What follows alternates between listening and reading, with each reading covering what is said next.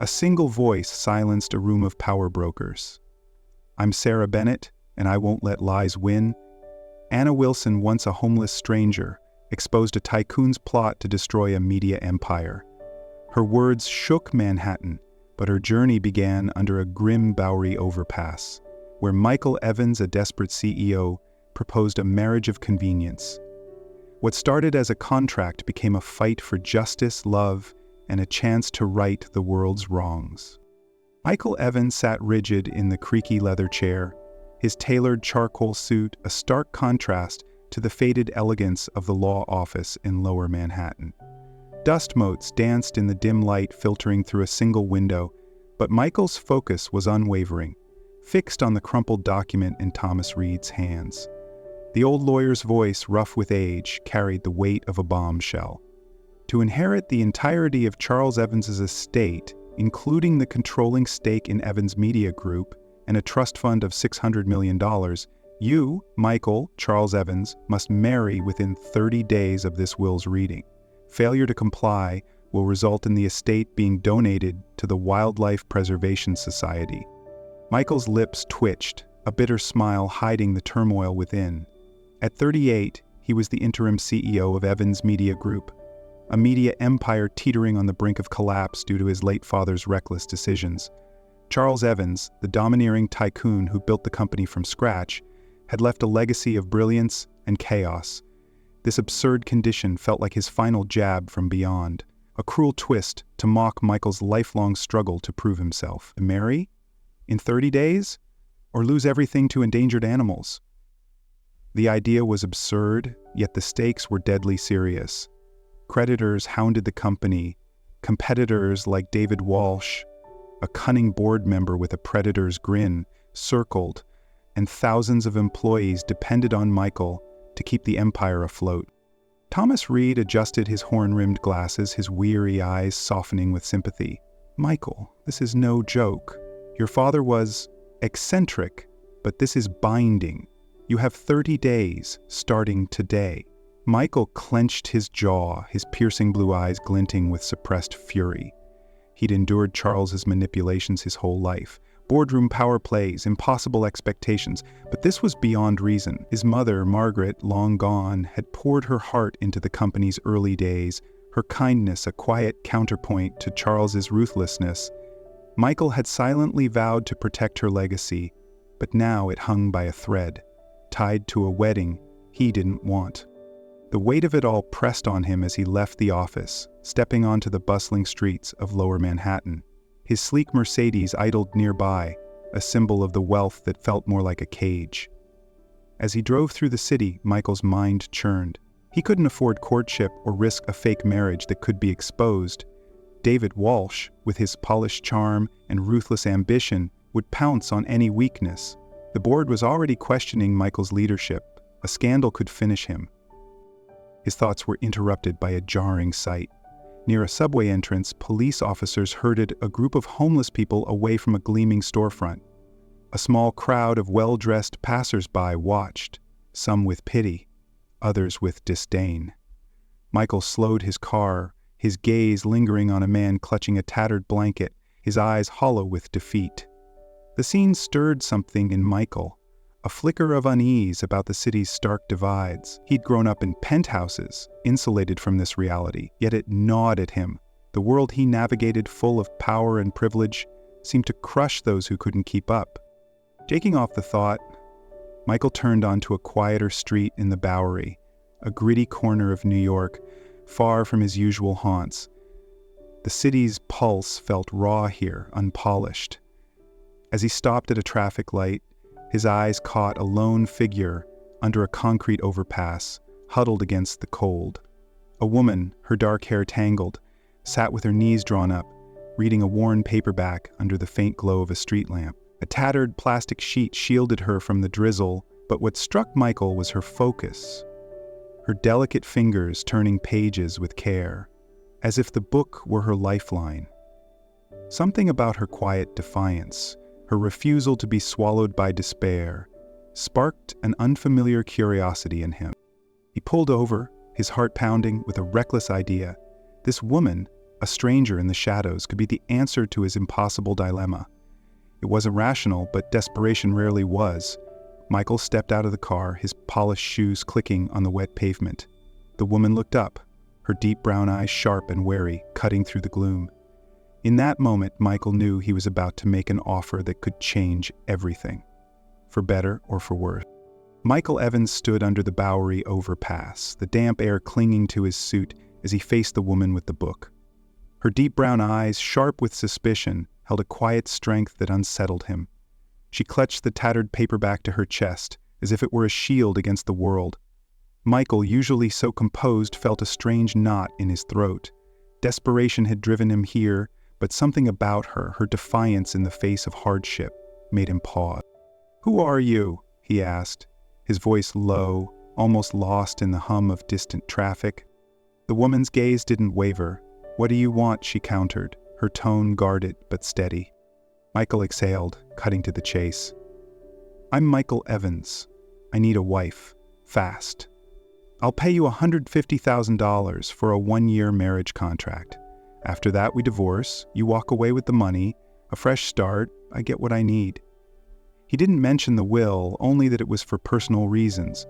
His words hung in the air, blunt and transactional, a reflection of the cold pragmatism he'd learned from years in boardrooms. Her eyes narrowed, searching his face for deceit. "Why me? A homeless woman?" she asked, her voice tinged with disbelief and a trace of bitterness. "You could buy anyone in this city." Michael shrugged, forcing nonchalance to mask the odd pull he felt toward her. "You're here? You don't seem like trouble. I don't have time to be choosy." The lie felt heavy on his tongue. Something about her, the way she cradled that book, the flicker of resilience in her eyes, made her anything but random. She was silent, her fingers tracing the worn spine of her book. Michael noticed the title, To Kill a Mockingbird.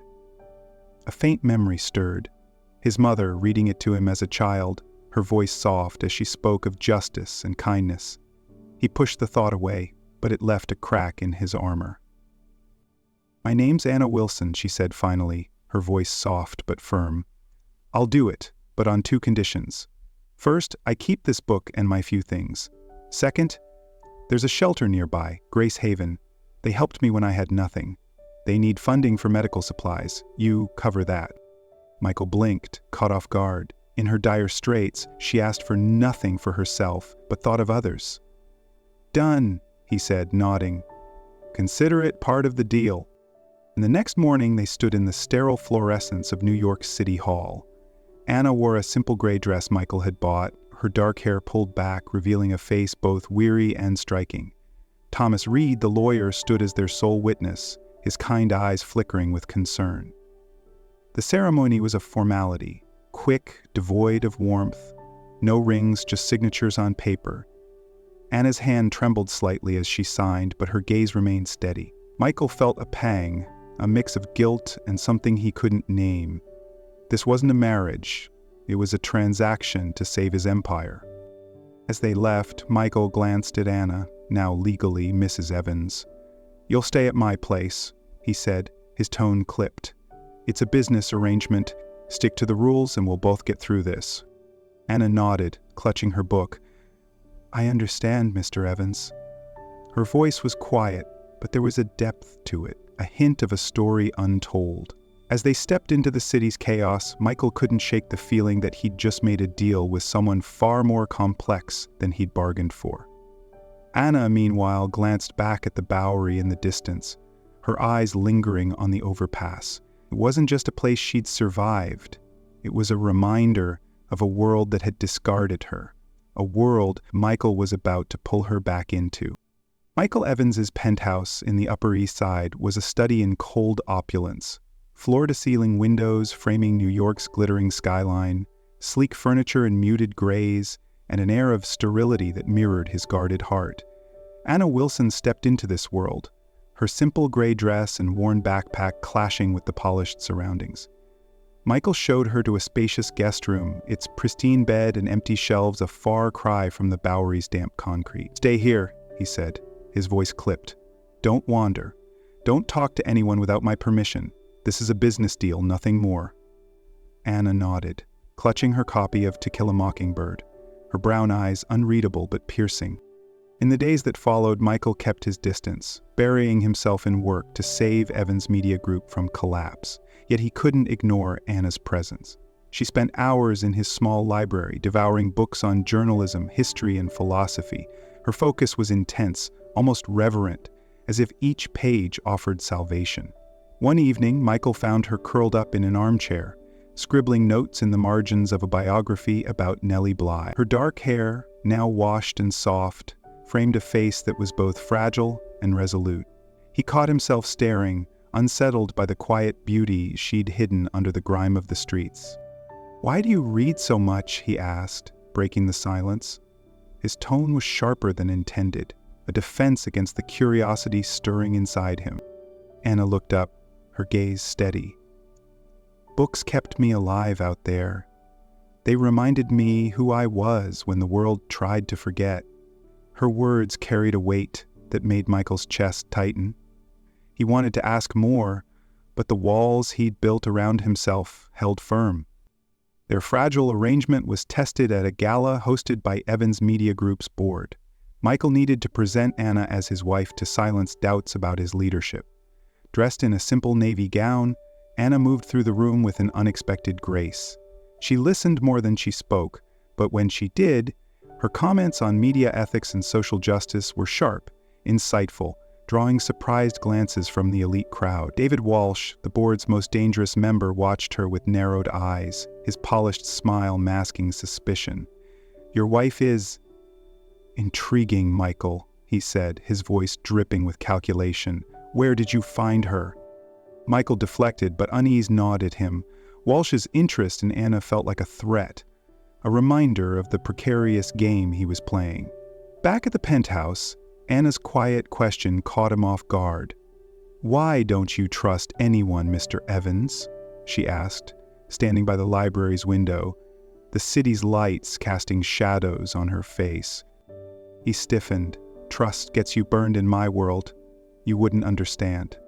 Her lips curved in a sad smile. "I understand more than you think.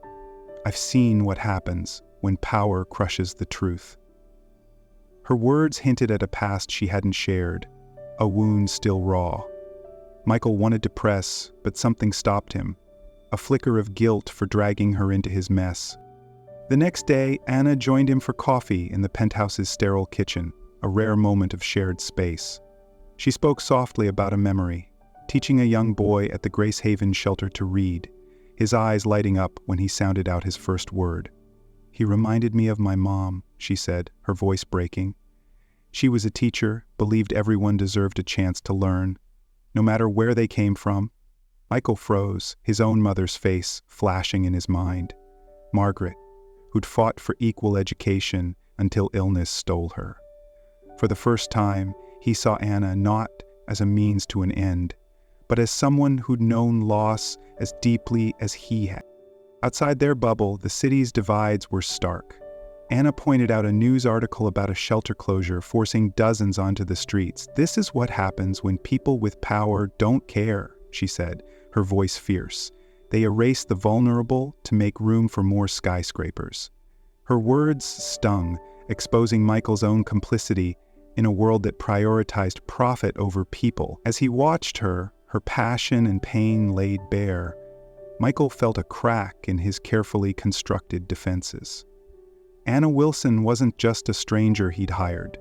She was a mirror, reflecting a truth he'd long ignored. Michael Evans's world was unraveling. Evans Media Group, the empire his mother Margaret had helped build, faced a lawsuit that threatened to bury it.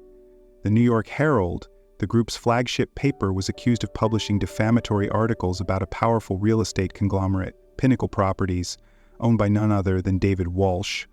The lawsuit demanded millions in damages and the revocation of the Herald's license, a death knell for the already struggling company. Michael paced his penthouse, papers strewn across his desk, his blue eyes bloodshot from sleepless nights.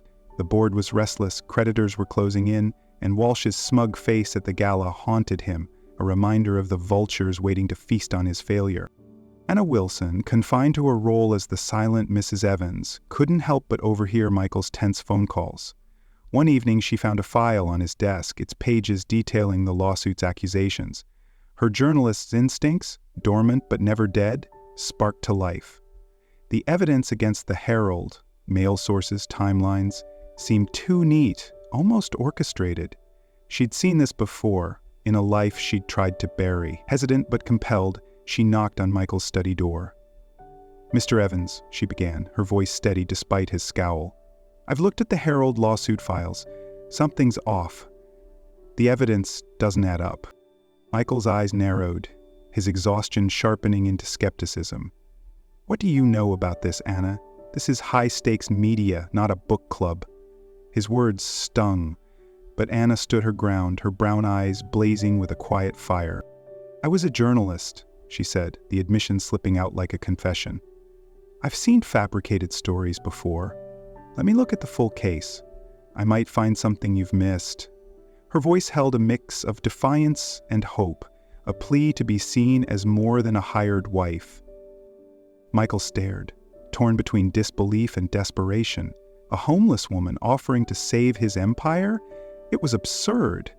Yet her conviction, the same fierce resolve he'd seen under the Bowery overpass, made him pause. "Fine," he said, tossing her the file. "Show me what you've got." Anna transformed overnight.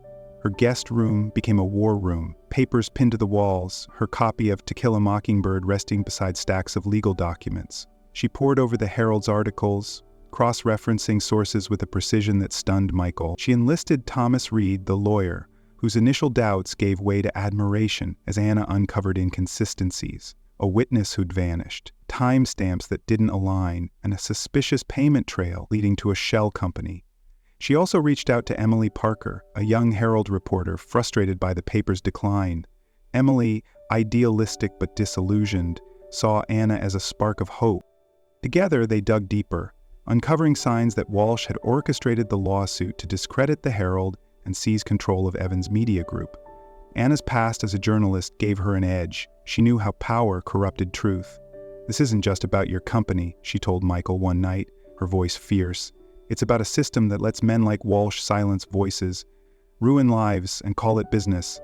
I've seen it destroy people, reporters, whistleblowers, anyone who dares speak out."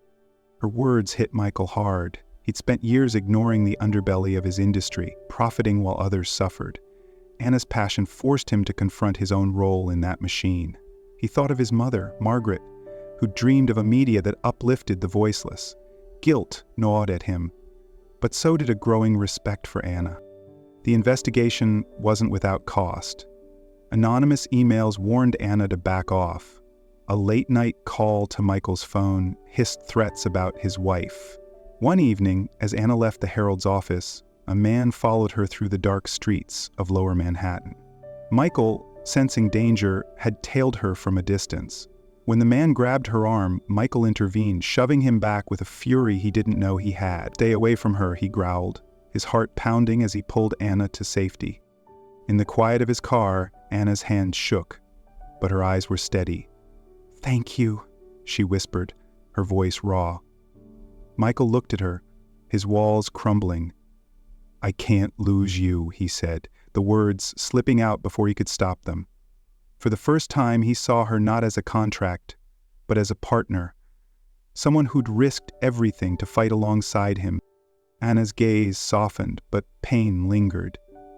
"I've lost everything before," she said, her voice barely above a whisper. "My career, my home, my name, all because I exposed the wrong people."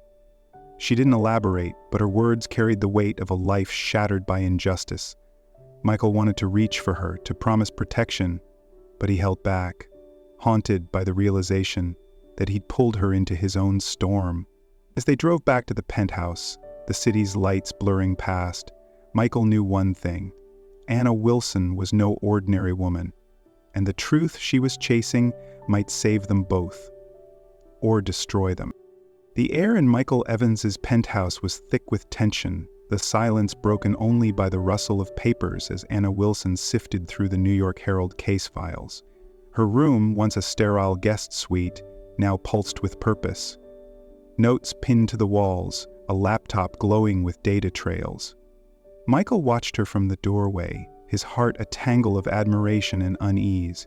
Since the night he'd fought off her attacker, something had shifted. He no longer saw Anna as a contract, but as a force, fierce, brilliant, and somehow vital to him. Yet the threats were escalating, anonymous messages warned of consequences, and last night someone had rifled through his office, leaving papers scattered but nothing stolen. David Walsh's shadow loomed larger, a predator closing in. Anna barely slept, her brown eyes rimmed with exhaustion but burning with determination. Working with Emily Parker and Thomas Reed, she'd traced Walsh's shell company to a web of bribes and fabricated sources. The evidence was damning but incomplete.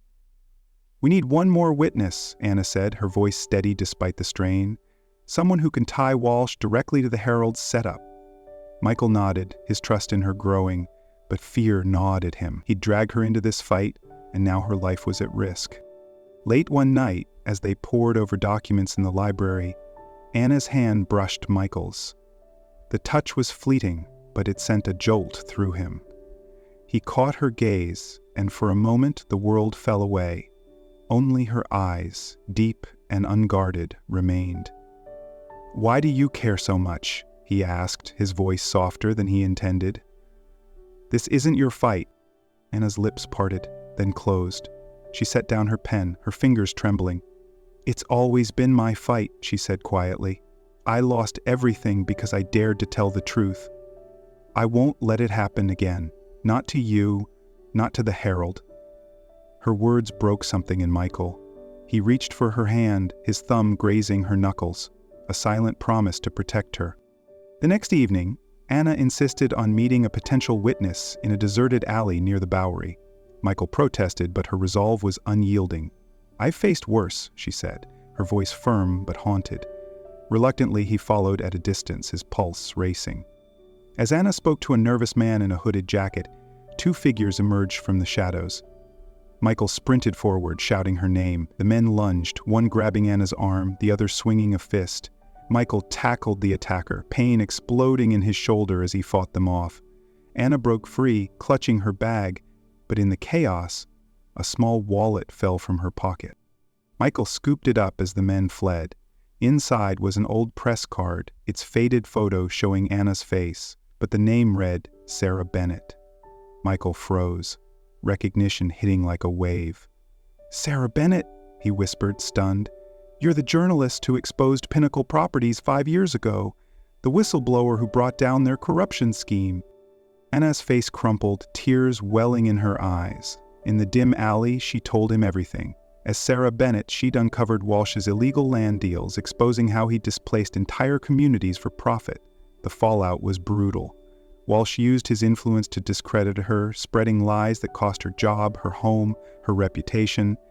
Friends turned away, threats forced her into hiding. "I ended up on the streets," she said, her voice breaking. "No one believed me. The system protects men like Walsh, not people like me." Her story was a gut punch, a stark reminder of the injustice she'd endured, her voice silenced, her life erased. Michael pulled her close, his arms a shield against her pain. "You're not alone anymore," he said, his voice thick with emotion. "I'm sorry I ever doubted you." His heart ached, not just for her, but for the world that had let her fall. He thought of his mother, Margaret, who'd fought for fairness only to die too soon. Anna's courage mirrored Margaret's, and Michael felt a love he hadn't known he was capable of. He vowed to protect her, not just from Walsh, but from the system that had broken her. As they returned to the penthouse, Michael held her hand, the press card still in his pocket. Anna's truth had changed everything. She wasn't just his partner in this fight, she was a hero, a survivor who'd risen from ashes. But the danger was far from over. Walsh knew they were closing in, and Michael feared what he'd do to stop them. As Anna leaned against him, her warmth a quiet anchor, Michael realized he wasn't just fighting for his company anymore. He was fighting for her, for the justice she deserved and the love that was growing, fragile but real, between them. Michael Evans stood in the packed conference room of Evans Media Group's Manhattan headquarters. his heart pounding as he watched Anna Wilson step to the podium. The room buzzed with reporters, board members, and regulators, their eyes fixed on the woman who, until now, had been a shadow in Michael's life. Anna, dressed simply in a navy blazer, held a stack of documents, evidence that could topple David Walsh.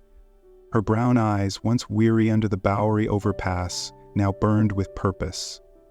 Michael gripped the edge of his chair, pride and fear warring within him. This was their moment to expose the truth, but the cost of Anna's courage weighed heavily. Anna's voice was steady as she began. "My name is Sarah Bennett," she declared, the room falling silent. 5 years ago, I exposed Pinnacle Properties' corruption, how they displaced communities for profit. I paid the price. My career, my home, my name. Today I stand here to expose the same man, David Walsh, who's tried to destroy the New York Herald to seize this company. She presented the evidence with devastating precision. Falsified documents, bribed witnesses, and a trail of payments linking Walsh to the lawsuit. Her words weren't just an indictment, they were a call for justice, a plea for a media that served truth over power. Michael watched, awestruck, as Anna recounted her fall from grace, her voice breaking when she spoke of the families displaced by Walsh's greed. "This isn't just about one company," she said. "It's about a system that buries the vulnerable, reporters, workers, entire communities, to protect the powerful." Her words cut deep, echoing the pain Michael had seen in her eyes that night in the alley. The audience was riveted, some wiping tears, others nodding in solidarity. Michael felt a surge of love, not just for Anna, but for the ideals his mother, Margaret, had once championed. Walsh's polished facade crumbled as regulators took notes. By the end, his plot to ruin the Herald was exposed and his empire faced scrutiny. The lawsuit was dropped, Evans Media Group was saved, and Anna, now Sarah Bennett again, became a symbol of resilience. Offers poured in from major news outlets, but Anna hesitated, her heart torn. That night, in the penthouse, she faced Michael, her expression a mix of resolve and vulnerability. "I need to rebuild what I lost," she said, her voice trembling. "But I don't want to lose you. I love you, Michael, but I'm afraid of what staying means, being pulled back into a world that broke me." Michael's heart clenched, but he stepped closer, taking her hands. "You saved my company, Anna. You saved me. But I don't want you to lose yourself again. Stay, not as Mrs. Evans, but as Sarah Bennett, my partner. Let's fight this together." His voice was thick with emotion, his blue eyes pleading. He thought of their journey, from a desperate deal under the Bowery overpass to this moment, and knew he couldn't let her go. Anna's eyes softened, tears spilling over. "You'd fight for my cause? For the voiceless?" she asked, her voice barely above a whisper. "For you, for them, for Margaret's legacy," Michael said, his resolve firm. "I love you, Sarah. We'll build something better, together." She nodded, a smile breaking through her tears. "Together," she whispered, stepping into his arms. They stood there, the city's lights glittering outside, a new partnership forged not just in love, but in a shared mission. Michael committed Evans Media Group to ethical reporting, funding investigative journalism, and community programs. Anna launched New Voices, a nonprofit to train journalists and support the homeless. With Michael's backing, they transformed the Bowery overpass into a community hub, a vibrant space with murals, job training, and a library where anyone could read. Every month, they visited together, Anna handing out books, Michael mentoring young entrepreneurs. One evening, under the overpass's new lights, Anna gave a young boy to kill a mockingbird, her smile radiant. Michael watched, holding her hand, their bond a quiet anchor. "This is what we're fighting for," she said, her voice steady. Michael nodded, his heart full. Their love wasn't just a contract or a convenience. It was a force, reshaping a city that had once broken them both.